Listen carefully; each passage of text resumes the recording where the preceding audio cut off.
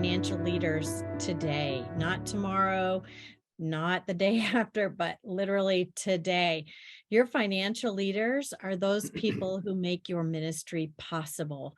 In most churches, 50% of the giving comes from about 10% of the donors, and about 30 to 50% of your donors contribute, or your members contribute nothing. And so in many of cases, the people that are also at the top of our giving list are in their 70s and 80s and 90s and hundreds.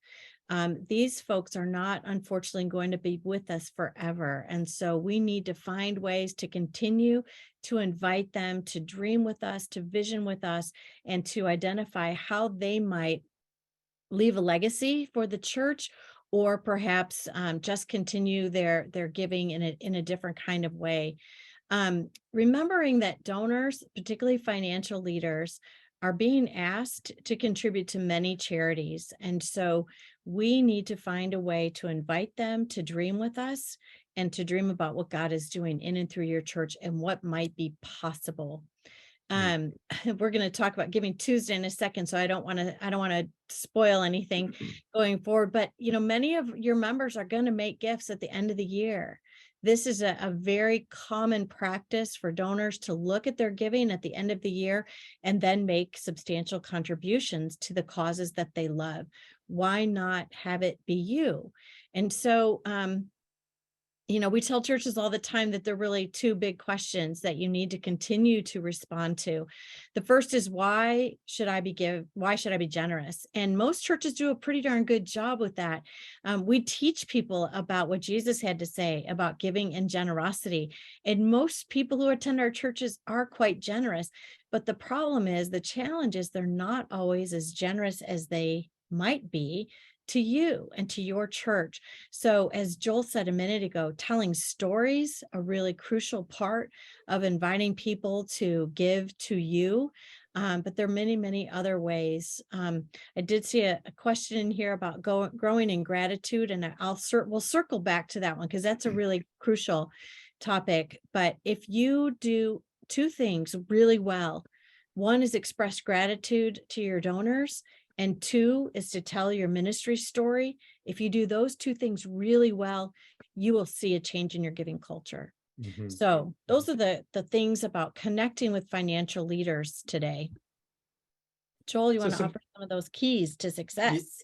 You bet. So in terms of your financial leaders, we at Horizons typically think about them in two different groups.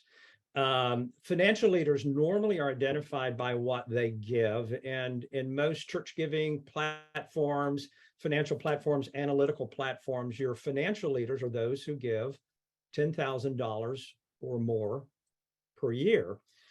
But we also want to think in terms of those who have the ability and the capacity to maybe make those extremely large gifts that are from what we call high capacity givers. So financial leaders, those who give $10,000 or more per year, typically are going to be between 7 and 15% of your families, and they're going to give between 40 and 50% of the dollars. That's a small number of people giving a significant amount of money.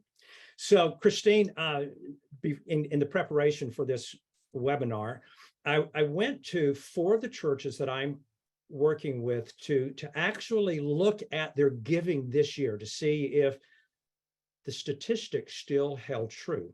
So 4 churches from a $700,000 budget all the way to a $6 million budget. So a range of churches, range of denominations. The average of those 4 were 12% of their households were giving 51% of the giving. Wow. Which just simply says they're heavily invested. They care. You want to be sure you're investing back into them at the level with which they're investing in the church. And so your financial leaders are significant and important. High capacity givers, again, a subset of your financial leaders, are mostly identified by what they make. And so one of the metrics that we talk about is those who maybe make $350,000 or more per year. Their net worth is typically $1 million or more. That's a smaller group in the church, but they are often in our church and they process their giving differently. This group, Christine, on average give to 8 different organizations, and some of them give to as many as 12. And so they're being approached right now. The university, the hospital, the nonprofits in your area are approaching them right now about making that end of the year gift to them. And so as the church, we want to be sure that we're also involved in that conversation.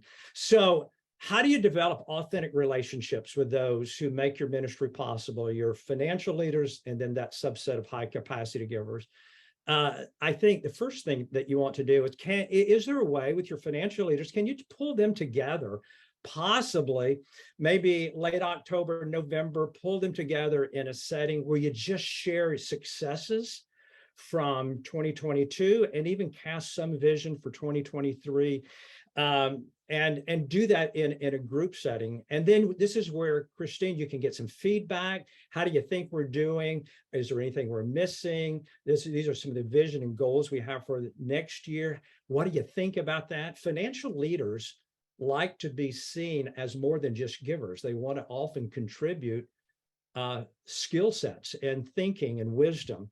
And so financial leaders can be pulled together in a group setting. Your high capacity givers are most, your relationship with them is most effective if it can be in a one-on-one setting. That's what the development officer from the university is doing. That's what the development officer for the nonprofit is they're inviting them to a breakfast or a lunch, or they're getting coffee with them. And so most effective with a high capacity giver in a one-on-one setting. Always be donor centric. And that means it's about them and not about the organization. It's not about the church. It's not about the money. It's about them as people.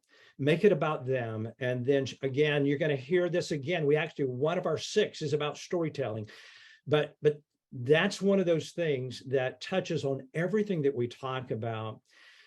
And with this group, where possible, let them be the first to know. If there's something exciting that is going on that you're going to share with the church, let this group, again, small percentage of people giving a significant percentage of the giving, let them feel like they're on the inside and they get to hear some of these exciting stories first.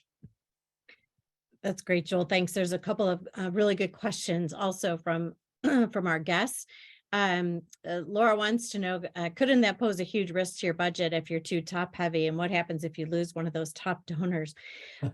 This is precisely the point, Laura. This is not aspirational, what we're talking about. This is just the reality. So we're not suggesting that you're trying to move to that split of that 50-10. But we're really suggesting exactly what you're suggesting, that absolutely, if you lose one or more of those people who are heavily invested in your ministry, it can be highly detrimental. So finding ways to continue to engage them in the ministries of the church, as well as possibly inviting some of those folks who might be in a place to endow their annual contribution. Many churches are talking to some of those key donors about the possibility of endowing their annual contribution, which means that annual contribution continues to live on well past the donor. Christine, I think something you just said is just so important to reinforce. The numbers that we're giving, those aren't aspirational, those are reality, which then underscores the importance to develop a relationship with this group. And I was with the church last week, and we were looking at their numbers, their analytics, and what our listener just asked. I asked them, I said, number one, do you know who they are? And what would you do if you lost one of them? Because in that particular church, the average giving from that group would pay a salary and of one of their staff members. And so it underscored the importance of knowing who they are, developing an authentic relationship, because remember, resources follow relationships. They don't follow organizations, they follow relationships. And so all the more important to make sure that they know who you are, what you're doing, they know your story, and there's a relationship in place. I think that's great. And if you haven't done the math for yourselves, I encourage you to do that. Find out if what does it look like in your particular context? Are you getting 50% of your contributions from 10% of your donors, or are you a little different in that way? So another question that came up is what are some of the tangible ways to to invest back in your donors? And they mentioned excuse me, year-end giving statements, and thinking that's not quite enough. 100% agree with that. Some things you might think about. We typically encourage churches not to send just year-end giving statements, but do quarterly statements, which gives you an opportunity again to do, as Joel was just talking about, is connect ministry with money. Right here, you have a statement of what you've given to the church. Make sure that you're telling an impact story in that same statement, so people make that connection that their investment in the ministry is actually having the impact that they wanted to see. So making sure that you give those impact stories. The question might also have something to do with about maybe a gift or something. And I know in a lot of nonprofit settings, the nonprofit will send some sort of a trinket or gift or something to donors. I've looked at a lot of research that suggests that donors really don't want that. It's really not helpful. In fact, in some cases, it can actually be detrimental. So most donors today, a thank you note that is well written, that is personal, that talks about impact, it is far, far more effective than sending a coffee mug or some sort of other little trinket. So encourage you to really focus on the thank you and on the impact storytelling.